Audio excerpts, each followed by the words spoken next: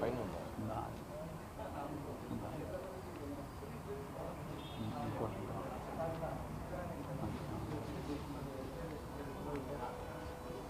Start చేద్దాం.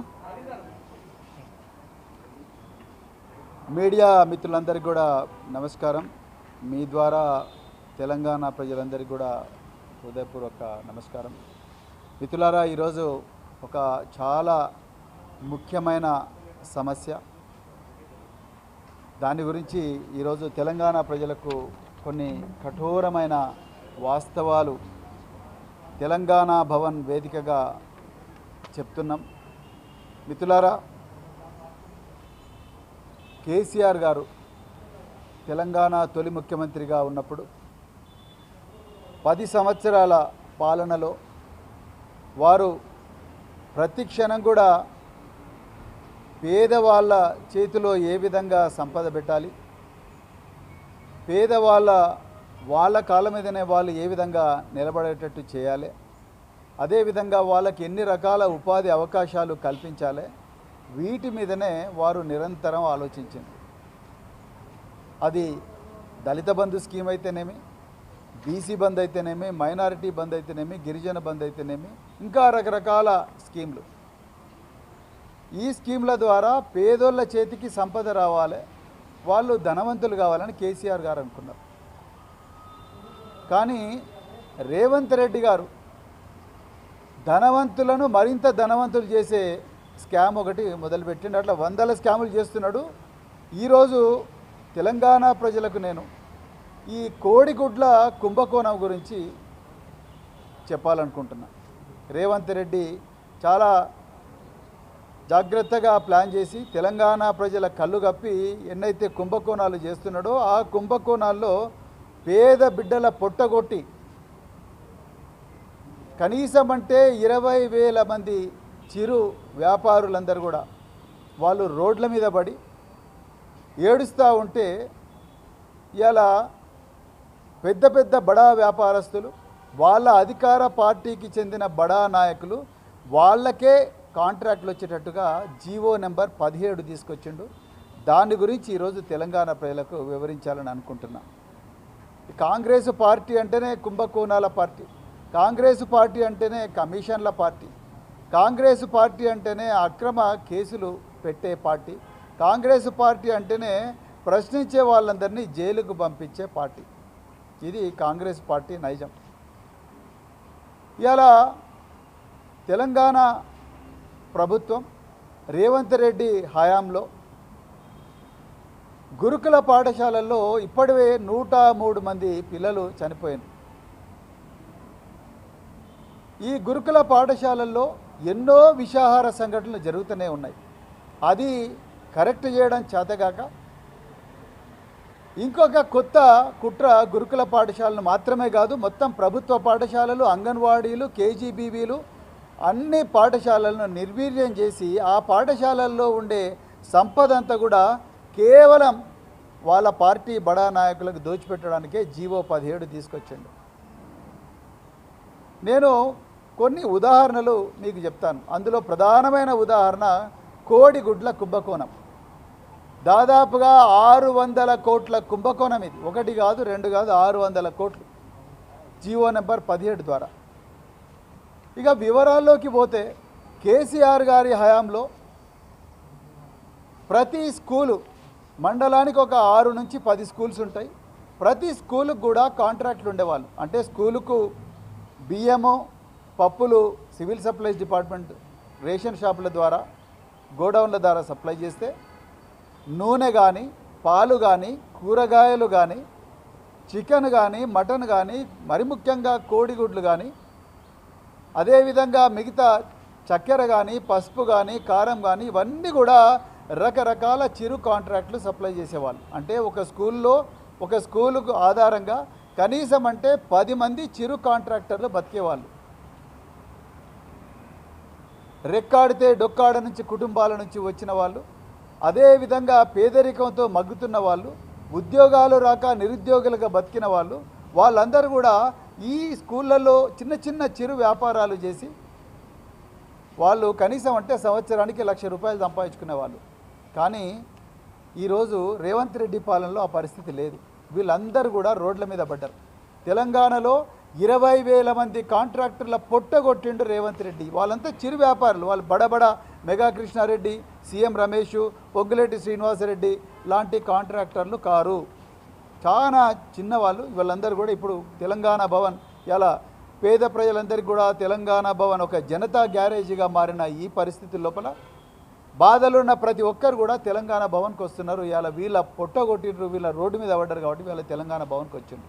ఇక మిత్రులారా, కేసీఆర్ గారి పాలనలో ఏం జరిగేది చెప్తా, రేవంత్ రెడ్డి పాలనలో ఏం జరుగుతున్నది ఇప్పుడు తెలంగాణ ప్రజలందరికీ కూడా ఉదాహరణలతో నేను వివరిస్తాను. కేసీఆర్ గారు ముఖ్యమంత్రిగా ఉన్నప్పుడు టెండర్లు వేయాలంటే చిరు వ్యాపారులు వాళ్ళు టెండర్ ఫాము కేవలం 500 రూపాయలు కట్టి కలెక్టర్ దగ్గర, ఆ టెండర్ కలెక్టర్ దగ్గరనో ప్రిన్సిపాల్ దగ్గరనో ఆర్సీఓ దగ్గరనో కట్టి టెండర్ ఫామ్ తీసుకునేటోళ్ళు. కానీ ఇలా అది పెద్దదా ఇవాళ రేవంత్ రెడ్డి పాలనలో ఒక టెండర్ ఫామ్ ధర 25,000 రూపాయలు ఉంది. ఎక్కడ 500 రూపాయలు, ఎక్కడ 25,000 రూపాయలు? రేవంత్ రెడ్డి, నీకు పేదోళ్ళు వేస్తే ముఖ్యమంత్రి అయినవా, లేకపోతే మెగా కృష్ణారెడ్డి, లేకపోతే ఆ మాజీ ఎంపీ రంజిత్ రెడ్డి, ఆ కోడిగుడ్ల వ్యాపారి ఉన్నాడుగా మాజీ ఎంపీ రంజిత్ రెడ్డి, లేకపోతే జానారెడ్డి చుట్టాలు ఓట్లు వేస్తే ముఖ్యమంత్రి అయినవా? ఆలోచించుకో ఒకసారి. టెండర్ ఫాము ఒక్కొక్కటి 500 రూపాయలు కేసీఆర్ గారు ఇస్తే పేదోళ్ళ కోసం రేవంత్ రెడ్డి ప్రభుత్వం 25,000 రూపాయలు పెట్టింది. ఎవరికి అర్థం కాదనుకుంటున్నావా ఈ కుట్ర? వీళ్ళందరూ రోడ్ల మీద పడాలి, వాళ్ళు మాత్రమే కాంట్రాక్టులు రావాలని పని చేసినవును. రెండవది, క్యాటరింగ్కు అప్పుడు జనరల్ క్యాటరింగ్కు 1,00,000 రూపాయలు ఉంటే జనరల్ క్యాటరింగ్కు ఒకప్పుడు టర్నోవర్ సర్టిఫికేట్ లేదు. వీళ్ళందరికీ ఎక్కడి నుంచి టర్నోవర్ వస్తుంది? వీళ్ళు ట్యాక్స్ కట్టే బ్రాకెట్లో ఉండరు. అందుకొరకు వీళ్ళకు టర్నోవర్ అనే నిబంధన విధించలేదు. కానీ ఇలా రేవంత్ రెడ్డి టర్నోవర్ అనే నిబంధన పెట్టి ఒక్కొక్కరు ఇప్పుడు 50 లక్షల ఈఎండి కట్టాలంటున్నారు ప్రతి స్కూల్కి కూడా. 50 లక్షల ఈఎండి ఎక్కడి నుంచి తీసుకొస్తారు? 10 తరాలు కష్టపడ్డా వీళ్ళ దగ్గరికి 50 లక్షల ఈఎండి రాదు. ఆ 50 లక్షల ఈఎండి కడితేనే టెండర్కు రమ్మంటున్నారు. ఇక అదేవిధంగా మరి కిరాణం చేసే వాళ్ళైతే ఇలా రేవంత్ రెడ్డి ఏమంటున్నాడు, డిస్ట్రిక్ట్కు 9 కోట్ల టర్నోవర్ చూపించమంటున్నాడు. 9 కోట్ల టర్నోవర్. ఆనాడు కేసీఆర్ గారు కేవలం కిరాణంకి 100 లక్ష రూపాయలు మాత్రమే పెట్టిండు. కానీ ఇక్కడ 9 కోట్ల టర్నోవర్ చూపించమంటున్నాడు రేవంత్ రెడ్డి. మీరు చూడండి ఎంత అన్యాయమో, ఎంత పేద ప్రజలంటే ఎంత కసి, ఎంత వివక్ష ఉన్నదో ఇప్పుడు అర్థమవుతూ ఉన్నది. అదేవిధంగా కేసీఆర్ గారి పాలనలో ఒక్క కాంట్రాక్టర్ 3 స్కూళ్ళ దాకా చేసుకోవచ్చు. అంటే ఒక స్కూలు చేతనైతే ఒక స్కూలు, కూరగాయలు మాత్రమే చేతనైతే కూరగాయలు, లేకపోతే చికెన్ చేతనైతే చికెను, మటన్ చేతనైతే మటను, లేకపోతే కోడిగుడ్లు అంటే కోడిగుడ్లు. కానీ ఇప్పుడు ఆ పరిస్థితి లేదు. ఇప్పుడు మండలాన్ని ఒక యూనిట్ చేసిండ్రు. ఆ మండలంలో ఒక్కడే కాంట్రాక్టర్ ఉండాలంట. ఎట్లా వీలవుతుందంటే వీళ్ళందరూ ఏం కావాలి? ఇక్కడ ఉన్న వాళ్ళందరూ కూడా రెక్కాడితే డొక్కాడిని కుటుంబాల నుంచి వచ్చిన వాళ్ళు. ఇంకా ఇలాంటి వాళ్ళు కనీసం అంటే 20,000 మంది తెలంగాణలో ఉన్నారు. 14వ తారీఖు లాస్ట్ డేట్ అని పెట్టిండు. ఎక్కడి నుంచి పోతారు? ఏడుకెళ్ళి తీసుకొస్తారు వీళ్ళు టర్నోవర్. అదేవిధంగా ఒకప్పుడు సొసైటీలలో కూరగాయలకు 30,000 రూపాయలు మాత్రమే టర్నోవర్ చూపించాలని ఈఎండి పెట్టమని అన్నవాళ్ళు 30,000 రూపాయలు. ఇలా రేవంత్ రెడ్డి 4 లక్షల నుండి 10 లక్షల రూపాయల టర్నోవర్ కూరగాయలు అమ్ముకునే వ్యాపారాలు చేయమని అంటున్నారు. జీవో 17 ప్రకారం చెప్తా ఉన్నాడు. అదేవిధంగా మటన్కు 30,000 మాత్రమే ఈఎండి పెట్టమన్నారు. ఈఎండి అంటే డిపాజిట్. కేసీఆర్ గారు వీళ్ళెంత పెట్టమంటున్నారు? 75,000 పెట్టమంటున్నారు మటన్. చికెన్కు మటన్కు 75,000 పెట్టమంటున్నారు. అదేవిధంగా ఇంకో గొప్ప విషయం, కేసీఆర్ గారు ఎస్సీ ఎస్టీలకు 40% రాయితీ, 40% ఈఎండిలో రాయితీ ఇచ్చిండు. కానీ అలా రేవంత్ రెడ్డి ఆ రాయితీని తీసేసిండు. మల్లికార్జున ఖర్గే నిద్రపోతున్నావా స్వామి నువ్వు? ఇక్కడ ఎస్సీ ఎస్టీ వర్గానికి చెందిన వాళ్ళు 5 మంత్రులను పెట్టినా అన్నాడు రేవంత్ రెడ్డి. మేము 5 మందిని మంత్రులను చేసినాం. 4 మంత్రులు, ఒక స్పీకర్ ఎస్సీ వర్గానికే చెందిన వాడైనా. డిప్యూటీ సీఎం ఎస్సీని అంటున్నాడు, దామోదర్ రాజనరసింహ ఎస్సీ అంటున్నాడు, వివేకానంద్ ఎస్సీ అంటున్నాడు. అదేవిధంగా ఇంకా సీతక్క ఎస్టీ అంటా ఉన్నారు. అదేవిధంగా లక్ష్మణ్ కుమార్ ఎస్సీ అంటా ఉన్నారు. కానీ ఇలా ఈ వేల కోట్ల రూపాయల కాంట్రాక్టుల్లో ఎస్సీ ఎస్టీలకు దౌర్జన్యంగా రాయితీ తీసేసిండ్రు. మన నిద్రపోతున్నారు 5 మంది. ఎక్కడ పోయిండు గౌరవ స్పీకర్ గారు? ఎక్కడ పోయిండు 4 మంత్రులు? ఎక్కడ పోయిండు డిప్యూటీ సీఎం? బంగ్లాలు ఉంటున్నాడు కదా. ఆ బంగ్లా ప్రజాభవనిగో ప్రజలందరూ ఇక్కడ ఉన్నారు, నువ్వు మాత్రం బంగ్లాలు ఉన్నావు. అది జరుగుతున్నది ఇక్కడ స్టోరీ. నువ్వు మాత్రం బంగ్లాలో సుఖంగా ఉన్నావు, ప్రజలందరూ కూడా నీకు ఓట్లేసిన ప్రజలు రోడ్ల మీద పడ్డారు. వీళ్ళకు రాయితీ తీసేసిండు. ఎక్కడ పోయింది మీ చేవేళ్ళ డిక్లరేషన్? చేవేళ్ళ డిక్లరేషన్లో మల్లికార్జున ఖర్గే ఏం చెప్పిండు? ఎస్సీ ఎస్టీలకు అన్ని కాంట్రాక్టుల్లో 20%, 25% రిజర్వేషన్ ఇస్తున్నావు. నీ రిజర్వేషన్ ఎక్కడ పోయిందో కానీ ఇప్పుడు వాళ్ళ నోటికాడ కూడు తీసేసినావు రేవంత్ రెడ్డి. చేవేళ్ళ సాక్షిగా నోటికాడ కూడు తీసేసినావు. అదేవిధంగా సెక్యూరిటీ డిపాజిట్, అప్పుడు కేసీఆర్ గారి పాలనలో సెక్యూరిటీ డిపాజిట్ లేదు, కానీ ఇప్పుడు సెక్యూరిటీ డిపాజిట్ కూడా పెట్టమంటున్నారు. ఇక కోడిగుడ్లదైతే ఈ దేశ చరిత్రలోనే పెద్ద కుంభకోణం ఈ రేవంత్ రెడ్డి ప్రభుత్వ కోడిగుడ్ల కుంభకోణం. కేసీఆర్ గారి పాలనలో ఒక కోడిగుడ్డు ఒక్కొక్కటి 50 గ్రాముల నుంచి 60 గ్రాములు ఉండాలని చెప్పి నిబంధన విధించేవారు.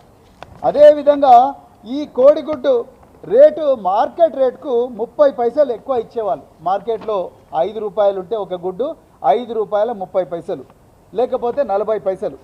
అదేవిధంగా సగటున ఒక్కొక్క గుడ్డు విలువ 5 రూపాయల నుంచి 5 రూపాయల 50 పైసలు, అంటే 5.5 రూపాయల వరకు ఉండేది. కానీ రేవంత్ రెడ్డి ఏం చేసిండారు? కానీ ఇది అందరు వినాలి తెలంగాణ ప్రజలు. ఈయన ఒక గుడ్డుకు ఫ్లాట్ రేట్ నిర్ణయించిండు. ఎంత? ఒక్కొక్క గుడ్డు విలువ 7 రూపాయలు, 6 రూపాయల 90 పైసల నుంచి 7 రూపాయలు నిర్ణయించిండు. ఇక్కడనే తిరకాసున్నది. మీరు అనుకోవచ్చు అబ్బా రేటు పెంచిండు కదా ఇంకేది వీళ్ళందరికీ న్యాయం జరుగుతుందని. కాదు, ఇక్కడ ఏం చేసిండయా అంటే ఈయన తెలివిగా గుడ్డు రేటు పెంచి ఈ టెండర్లో పాల్గొవాలంటే కమ్సే కమ్ 3 కోట్ల టర్నోవర్ చూపించండి అన్నాడు. కేసీఆర్ గారి టర్నోవర్ నిబంధన పెట్టలేదు. 3 కోట్ల టర్నోవర్ చూపించండి, మీకు పౌల్ట్రీ ఫామ్ ఉండాలి, మీకు అగ్మార్క్ గ్రేడింగ్ ఉండాలి అంటున్నాడు. ఎక్కడి నుంచి వస్తాయండి వీళ్ళకి అగ్మార్క్ గ్రేడింగు? వీళ్ళకు 3 కోట్ల టర్నోవర్ ఏడికెళ్ళి వస్తుంది? అంటే నువ్వు ముందర చికెన్ ఫ్రై చేసి చెట్టుకు కట్టేసినావు, తినండి అంటున్నావు, కానీ కాళ్ళు చేతులు 2 కట్టేసినావు, మూతికేమో ప్లాస్టర్ వేసినావు. ఎట్లా వీలవుతుందండి? గుడ్డు ఈ మొత్తం గుడ్ల విలువ ఎంత అంటే జిల్లాకు 20 కోట్లు, 33 జిల్లాలు, జిల్లాకు 20 కోట్లు, 660 కోట్ల రూపాయల కుంభకోణం కేవలం వాళ్ళ పార్టీ నాయకులు. నల్గొండ జిల్లాలో జానారెడ్డి బినామీలో, లేకపోతే రంగారెడ్డిలో రేవంత్ రెడ్డి బినామీలో, వీళ్ళందరూ పౌల్ట్రీ ఫార్మర్స్. వీళ్ళకు లక్షల కోళ్ళున్న పౌల్ట్రీ ఫార్మ్స్ ఉన్నాయి. సో వీళ్ళందరి చేతులకే వాళ్ళు 3 కోట్ల టర్నోవర్ అంటే ఏడికెళ్ళి వస్తుంది? ఎవరు ఇస్తారు 3 కోట్ల టర్నోవర్? వీళ్ళకి ఎక్కడి నుంచి తీసుకొస్తారు వీళ్ళు 3 కోట్లు, 4 కోట్లు, 5 కోట్లు, 6 కోట్లు? అది పరిస్థితి. అదేవిధంగా వీళ్ళు సప్లై చేయాలంటే సాయంత్రం 4 గంటల నుంచి 6 గంటల మధ్యలో సప్లై చేయాలంట. అదేం కొత్త రూలు? కేసీఆర్ గారి పాలనలో ఉదయం 6 గంటల నుంచి సాయంత్రం 6 గంటల వరకు ఎప్పుడైనా సప్లై చేయొచ్చు కదా. కానీ వీళ్ళు 4 గంటల నుంచి 6 గంటల మధ్యలోనే సప్లై చేయాలంట. సో ఆ విధంగా ఇంకా బిల్స్ అయితే కేసీఆర్ గారి పాలనలో ప్రతి 2 నెలలకు ఒకసారి కరెక్ట్గా బిల్స్ వీళ్ళ అకౌంట్లలో పడేటి. కానీ ఈరోజు రేవంత్ రెడ్డి పాలనలో ఇప్పటి వరకు కూడా వీళ్ళకు బిల్స్ రాలే. దాదాపు 4 నెలలు అయింది, ఇప్పటి వరకు కూడా బిల్స్ రాలే. గ్రీన్ ఛానల్ అన్నాడు. గ్రీన్ ఛానల్ ఆయనకు పెట్టుకున్నాడు. గ్రీన్ ఛానల్ ఆయనకు, ఆయన కుటుంబ సభ్యులకు, మెగా కృష్ణారెడ్డికి, పొంగులేటి శ్రీనివాసరెడ్డికి, ఇప్పుడు కొత్తగా ఇంకొకటి వచ్చిండు సీఎం రమేష్, ఆంధ్రప్రదేశ్ నుంచి ఒక కాంట్రాక్టర్ వచ్చిండు. వీళ్ళందరికీ గ్రీన్ ఛానల్ పెట్టుకొని డబ్బులు ఇస్తా పోతా ఉన్నాడు.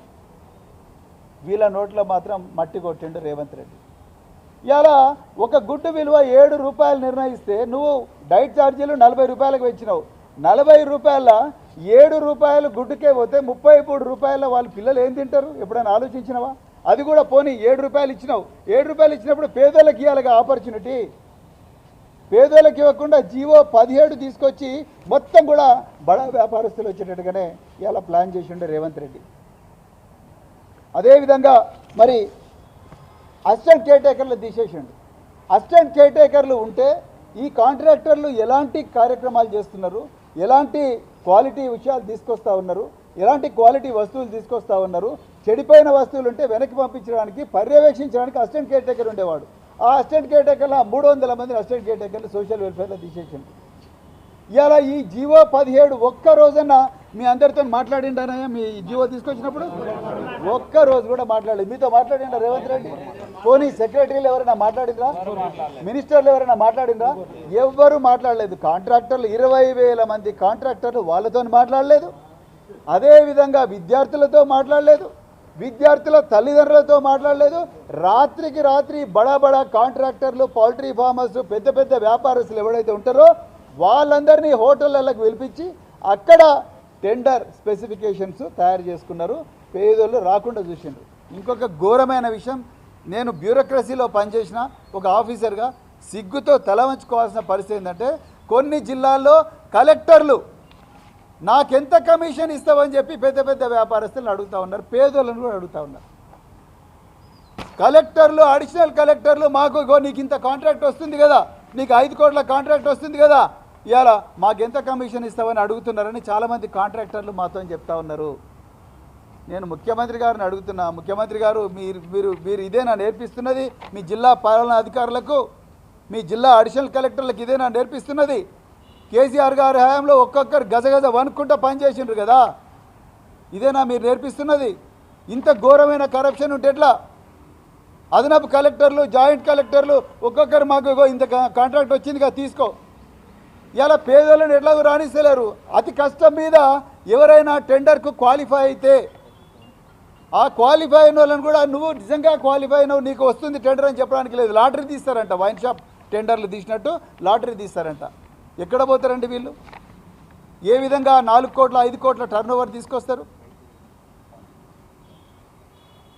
సో ఈ విధమైన ఘోరమైన నేరాలు ఈరోజు జరుగుతూ ఉన్నాయి ఈ సోషల్ వెల్ఫేర్లో. ఇంకొక ముఖ్యమైన విషయం, ఈ కోడిగుడ్డు కేసీఆర్ గారి పాలనలో 50 గ్రాముల నుంచి 60 గ్రాములు ఉంటే రేవంత్ రెడ్డి తెలివిగా ఈ బడా వ్యాపారస్తులకు, వాళ్ళ పార్టీ వాళ్ళకు లాభం జరగాలని ఒక్కొక్క గుడ్డు బరువు 42 గ్రాముల నుంచి 50 గ్రాములకు తగ్గించండి. 42 నుంచి 50 గ్రాముల వరకు ఉండాలి. కేసీఆర్ గారేమో 60 గ్రాములు అని చెప్పి ఉంటే 50 గ్రాములకే తగ్గించండి. 50 గ్రాములకు తగ్గించి రేటు పెంచి టర్నోవర్ పెంచి వీళ్ళందరూ రాకుండా చూసిండు. అంటే వీళ్ళ గేట్లు వేసేసిండు, బ్యారియర్లు పెట్టేసిండు. వీళ్ళెవ్వరు కూడా కాంట్రాక్ట్లో పాల్గొనే పరిస్థితి లేదు. మేము మళ్ళీ ఒక్కటే డిమాండ్ చేస్తున్నాం బీఆర్ఎస్ పార్టీ నుంచి, కేసీఆర్ గారు ఆ 10 సంవత్సరాలలో పేదోళ్ళందరూ కూడా సంపన్నులు కావాలని కలగన్నాడు, తన చేతినంత కాడికి చేసిండు. రేవంత్ రెడ్డి ధనవంతులు మరింత ధనవంతులు కావాలని పేదోళ్ళ పొట్ట కొడతా ఉన్నాడు, పిల్లల పొట్ట కొడతా ఉన్నాడు. 103 మంది పిల్లలు చచ్చిపోయినారు. ఎన్నో విషాహార సంఘటనలు.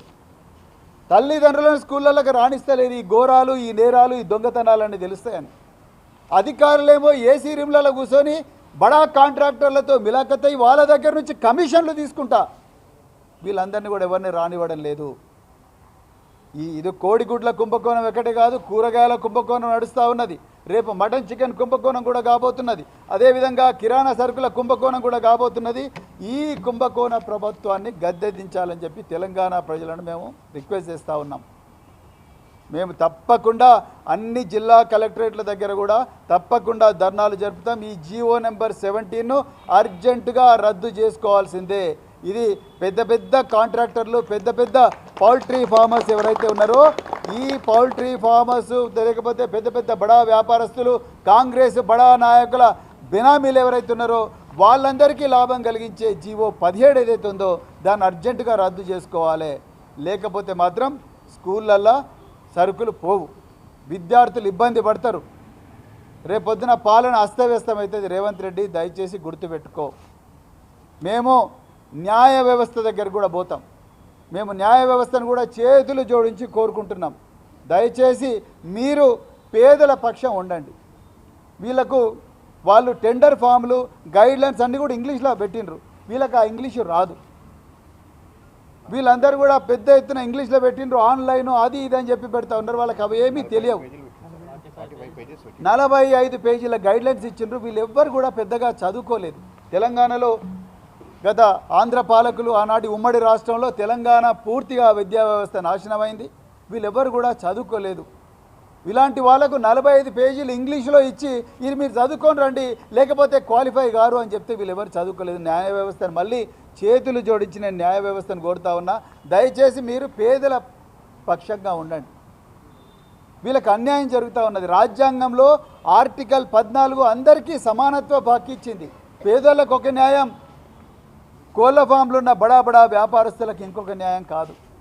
పొంగులేటి శ్రీనివాసరెడ్డికి ఒక న్యాయం, ఇక్కడ గ్రామాల ప్రాంతాల్లో పేద వర్గాలకు ఇంకొక న్యాయం కాదు. మెగా కృష్ణారెడ్డికి ఒక న్యాయం, సీఎం రమేష్కి ఒక న్యాయం. మరి గ్రామీణ ప్రాంతాల్లో చికెన్ మటన్ అమ్ముకునే వ్యాపారస్తులకు ఇంకో న్యాయం ఉండకూడదు. అందుకొరకే దయచేసి మేము న్యాయ వ్యవస్థను కూడా కోరుతున్నాం. మేము తప్పకుండా న్యాయ వ్యవస్థను కూడా జీవో 17 రద్దు చేయాలని చెప్పి కోరుతాం. అదేవిధంగా పెద్ద ఎత్తున బీఆర్ఎస్ పార్టీ 20,000 మంది పేద చిరు వ్యాపారులు, కాంట్రాక్టర్లు, విద్యార్థులు ఎవరైతే ఉన్నారో వాళ్ళందరి తరఫున మేము ఉద్యమిస్తామని చెప్తూ మరొక్కసారి తెలంగాణ ప్రజలందరూ కూడా గుర్తుపెట్టుకోవాలి, కేసీఆర్ గారి పాలనలో పేదలను సంపన్నులను చేసే ప్రయత్నం జరిగింది. కానీ ఈరోజు మాత్రం సంపన్నులను మరింత సంపన్నులను చేసి పేదోళ్లను దోచే ప్రయత్నం పట్టపగలే కాంగ్రెస్ పార్టీ చేస్తూ ఉన్నది. దానికి బీజేపీ వంత పాడుతూ ఉన్నది. ఇది తెలంగాణ ప్రజలందరూ కూడా గుర్తించాలని చెప్తూ మరొక్కసారి మీడియా మిత్రులందరికీ కూడా హృదయపూర్వక ధన్యవాదాలు ఈ అందరి తరఫున చెప్తూ జై తెలంగాణ, జై కేసీఆర్.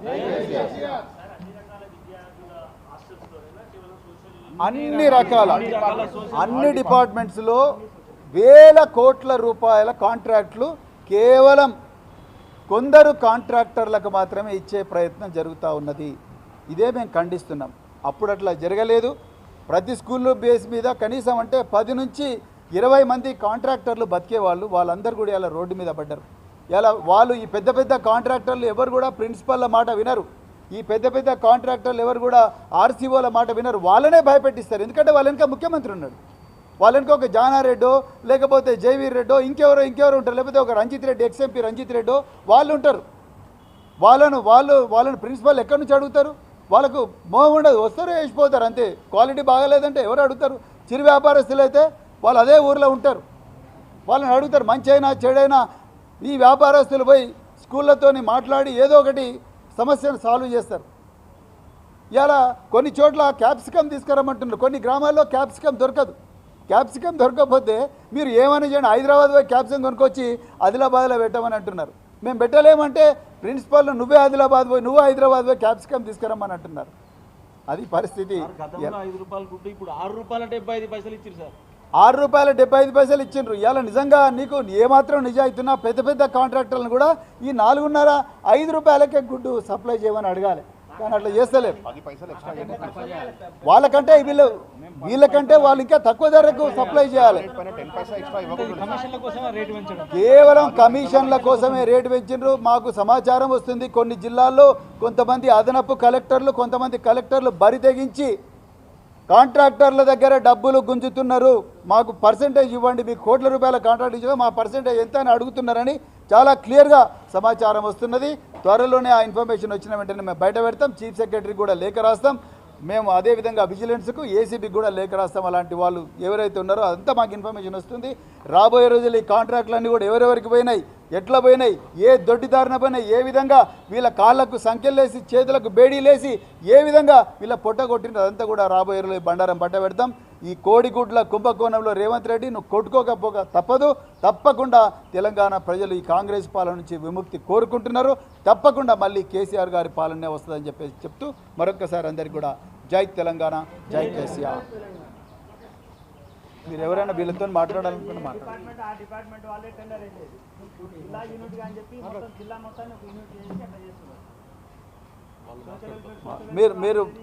మీరు ఇంకా వీళ్ళ దగ్గర వీళ్ళ బాధలో ఉన్నారు. వీళ్ళ డీటెయిల్స్ ఇంకా వేల మంది జిల్లాల్లో ఉన్నారు. వాళ్ళందరూ కూడా వాళ్ళ బాధలు ఇక్కడికి వచ్చి చెప్పుకోలేరు కాబట్టి వాళ్ళకు ప్రతినిధులుగా వీళ్ళందరూ వచ్చిండ్రు.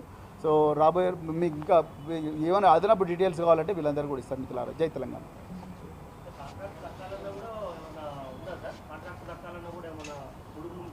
అని అంటున్నారు. డెఫినెట్గా ఇగో వీళ్ళందరూ సాక్ష్యం వీళ్ళే చెప్తున్నారు. ఇంతకుముందు 30,000 ఉండేది సార్, ఇప్పుడు 10 లక్షలు కట్టాలి. టెండర్ వచ్చిన తర్వాత కూడా 6 మంత్ బిల్ మొత్తం డిపాజిట్ చేయాలి ఫస్ట్. డిపాజిట్ చేసిన తర్వాతే మనకు టెండర్ అప్రూవల్ చేస్తారు. మాలాంటి వాళ్ళు రావకూడదనే చేసారు. ఇంతకుముందు ఏం చేస్తుండే కలెక్టర్ జేసీ దగ్గర పిలిచి మమ్మల్ని ఏం చేస్తుండే టెండర్ ఫామ్ స్కూల్లో వేస్తుంటే ఆ టెండర్ ఫామ్ కూడా 1000 రూపాయలు ఉన్నది గతంలో, ఇప్పుడు 25,000 20,000 టెండర్ ఫామ్.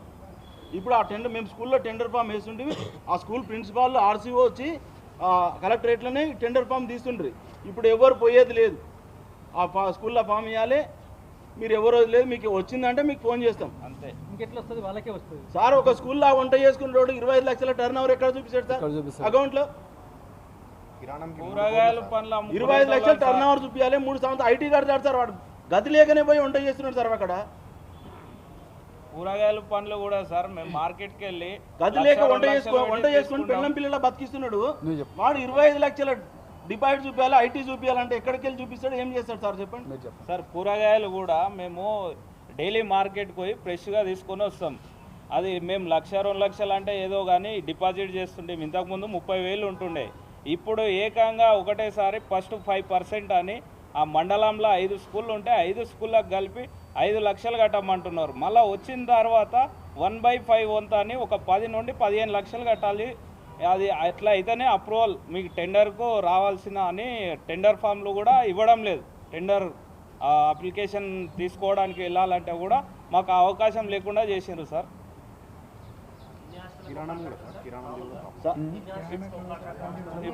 ఇంతకుముందు 3 స్కూళ్ళకి కలిపి ఒక కాంట్రాక్టర్ ఉంటుండే, ఇప్పుడు మండలానికి అంతా కలిపి ఒకటే కాంట్రాక్టర్కి ఇస్తామంటున్నారు. ఇప్పుడు మండలంలో 7 స్కూళ్ళు ఉన్నాయి అనుకో, 7 స్కూల్ ఒక్కరికి.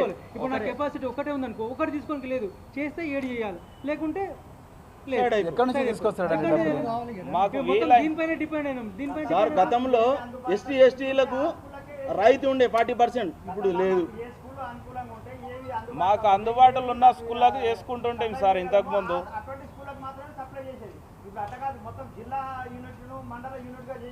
కిరాణము ఒక డిస్ట్రిక్ట్ ఒకటికి ఇస్తే ఒకటి బతాడు సార్. డిస్ట్రిక్ట్ ఒక 30-40 స్కూళ్ళు ఉంటాయి, 30-40 మంది బతారు సార్ కిరాణం వాళ్ళు. డిస్ట్రిక్ట్ ఒక్కరికే ఇస్తున్నారు. అంటే 30-40 మంది రోడ్ల మీద 3 కోట్ల రూపాయలు డిపాజిట్ చేయాలి గవర్నమెంట్. చేవెళ్ళ డిక్లరేషన్లో వీళ్ళు అన్ని ప్రభుత్వ కాంట్రాక్టుల్లో 25% ఎస్సీ ఎస్టీల కోటా ప్రకారం వాళ్ళ కాంట్రాక్టులు ఇస్తామన్నారు. అదేవిధంగా కేసీఆర్ గారు ఉన్నప్పుడు మొత్తం కాంట్రాక్టుల్లో ఈఎండి 40% ఎస్సీ ఎస్టీలకు రాయితీ ఇచ్చేటోడు. ఇవాళ వీళ్ళు దమ్మున రాయితీ తీసేసారు.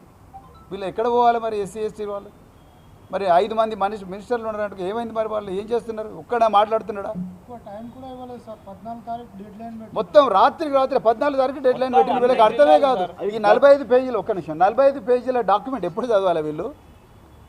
ఎప్పుడు చదవాలి? డబ్బులు ఎక్కడి నుంచి తీసుకురావాలి? చెక్కులు ఎక్కడి నుంచి తీసుకురావాలి? ఎప్పుడు పెట్టాలి? మళ్ళీ 14వ తారీఖు క్లోజ్. అంటే ఇది కేవలం బడా కాంట్రాక్టర్లు, కాంగ్రెస్ పార్టీ నాయకులు వాళ్ళ జేబులు నింపడం కోసమే తెరలేపిన కుంభకోణం ఇది 100%. ఇంకా మీరేమో చెప్పేది చెప్పండి.